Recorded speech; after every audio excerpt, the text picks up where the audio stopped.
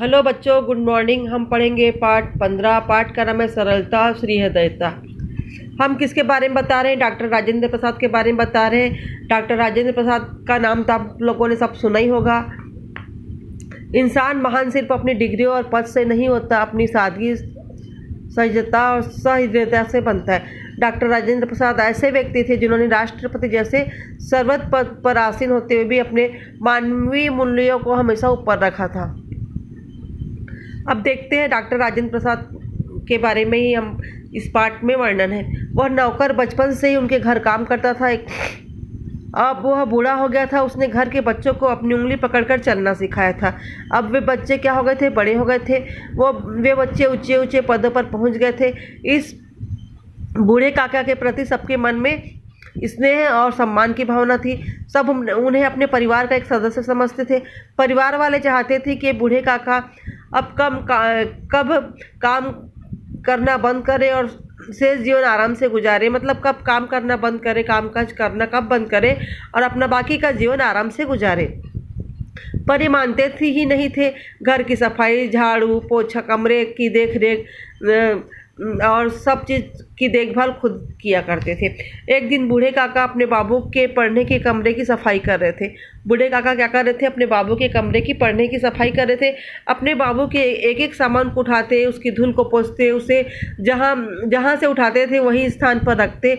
अचानक न जाने कैसे एक बहुत कीमती कलमदान जो था उनके हाथ से छूट गया था। कोई साधारण कलमदान नहीं था, वह कारीगरी का उत्कृष्ट नमूना था। वह बहुत कीमती तथा दुर्लभ था। बूढ़े काका जी टूटे हुए कलमदान को एकटक देखते रहे। उन्हें कुछ सूझा ही नहीं कि अब क्या करें। चुपचाप और टूटा हुआ कलमदान उठाकर मेज पर रख दिया था। पर वे बहुत घबरा गए थे। वो बोलते थे, बाबू आएंगे तो उनसे क्या कहेंगे? वे डांटेंगे तो मैं क्या उत्तर दूंगा? एक कीमती कलमदान तो अब नहीं मिलेगा। कितना दुख होगा बाबू को। यह सोच सोच कर उनका दिल बैठा जा रहा था। शाम को बाबू आए और भोजन के उपरांत अपने कमरे में अपना दैनिक कामकाज निपटाने चले गए। कमरे में पहुंची ही थी कि उनकी नज़र कहाँ पड़ी? वो टूटे हुए कलमदान पर पड़ी। वे इतने कीमती कलमदान को टूटा हुआ देखकर बहुत दुखी हुए। उन्होंने उसे उठाया तो देखा उसके 2 टुकड़े हो चुके थे। उन्होंने बूढ़े काका को आवाज़ दी, काका काका। बूढ़े काका ने डरते हुए आए और बोले, यह कलमदान किसने तोड़ा था? वो बोलते, मुझसे टूट गया मालिक। कैसे? तो बोल रहे कि मैं सफाई कर रहा था तो अचानक हाथ से छूट गया। वो बोलते, जानते हो कितना कीमती था?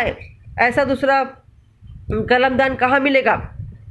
बूढ़े काका सिर नीचा किए सुनते रहे। अब खड़े मुंह क्या देख रहे हो? जाओ यहाँ से, ऐसे बोले वो तो। और हाँ, कल से मेरे पढ़ने के कमरे की सफाई मत करना। वो बोलते, कल से मेरे पढ़ने की कमरे की सफाई मत करना। बूढ़ा डांट खाकर सिर नीचे चुपचाप करता हुआ चले गया। उसकी आंखों से आंसू बहने लगे। वो क्या करने लगे? रोने लगे। इससे पहले बाबू से कभी ऐसी डांट नहीं खानी पड़ी थी। इसके पहले जो कभी भी उसको ऐसी डांट नहीं खानी पड़ी। रात हो गई। बाबू अपने बिस्तर पर लेटे सोने की कोशिश कर रहे थे, परंतु उनको नींद नहीं आ रही थी। उनका मन क्या था? अशांत था। वे रह रहकर कलमदान, बूढ़े काका और उनके प्रति अपने व्यवहार के बारे में सोच रहे थे। थोड़ी थोड़ी देर में उनको वही वही चीज़ें याद आ रही थी। बचपन से ही काका हमारे यहाँ काम कर रहे थे। इन्होंने तो उंगली पकड़कर चलना सिखाया। क्या उनके प्रति मेरा ऐसा कठोर व्यवहार उचित था? वो सोच रहे। क्या एक कलमदान एक व्यक्ति के सम्मान से अधिक कीमती है? अगर गलती से उसने वह कीमती कलमदान टूट भी गया तो क्या हुआ? यदि वो मुझसे गिर कर टूट जाता तो वो अपने वो करने लगे कि अगर वही गलती मुझसे होती तो क्या? ऐसे करके कितनी सेवा की है उन्होंने इस परिवार की। कभी शिकायत का कोई मौका नहीं दिया। पर आज मैंने उन पर इतना गुस्सा करके उनकी सारी सेवा पर पानी नहीं फेर दिया। इस तरह के अनेक सवाल बाबू के मन में भी उठते रहे। उनका मन भी वो हो गया। वो रात हो चुकी थी। बाबू ने बूढ़े काका को आवाज़ दी। बूढ़े काका भी नहीं सो रहे थे। वे अपनी गलती को याद करके आंसू बहा रहे थे। अपनी गलती को याद करके वो रो रहे थे। अचानक बाबू की आवाज़ सुनकर उन्होंने आंसुओं को पूछा और डरते डरते बाबू के कमरे में जाने लगे। परंतु काका ने देखा कि बाबू उन्हीं की ओर आ रहे थे तो काका की घबराहट और बढ़ गई। वे सोचने लगे, शायद बाबू का गुस्सा अभी भी ठंडा नहीं हुआ है। क्या सोचने लगे कि बाबू का गुस्सा अभी भी ठंडा नहीं हुआ है। काका मुझे माफ़ कर दो, वो कह रहे हैं काका मुझे माफ़ कर दो, मैं अपने व्यवहार पर शर्मिंदा हूँ। क्या बोलते हैं, मैं अपने व्यवहार पर शर्मिंदा हूँ। अचानक बाबू के मुंह से निकला, बूढ़े काका उनके मुंह की ओर देखता रहेगा। इतना बड़ा आदमी एक छोटे से नौकर से माफ़ी मांग रहा है। ऐसे उनको लगा कि इतना बड़ा आदमी एक छोटे से नौकर के हाथ से माफ़ी मांग रहा है। बूढ़ा काका उनकी मुंह को देखता रहा। वह बाबू के पैरों में गिरकर माफ़ी मांगने को चुका ही था कि बाबू ने उन्हें बीच में ही रोक दिया। काका क्या आप मुझे क्षमा नहीं करेंगे? बाबू बोलता है, आप ये क्या कर रहे हैं? मुझसे जो भूल हुई मैं उसके लिए शर्मिंदा हूँ, फिर अब कहाँ और क्यों? बाबू बोले, जब तक आप मेरे सर पर हाथ नहीं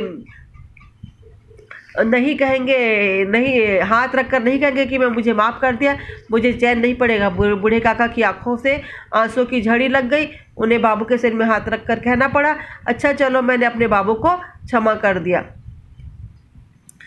बच्चे क्या तुम जानते हो बाबू कौन थे? बाबू कौन थे? भारत के प्रथम राष्ट्रपति डॉक्टर राजेंद्र प्रसाद थे। उनकी घटना तब की जब राष्ट्रपति भवन में थे। उनके एक पुराने बूढ़े सेवक से उनका एक कीमती कलमदार टूट जाता है तो वो किसी बड़े आदमी ने उपहार दिया था। जरा सोचो, भारत के राष्ट्रपति होकर भी वो कितने उदार थे, विनम्र थे। घमंड तो उनको था ही नहीं। हम मेरे डॉक्टर राजेंद्र प्रसाद के बारे में बताया आपको, है ना। Thank you.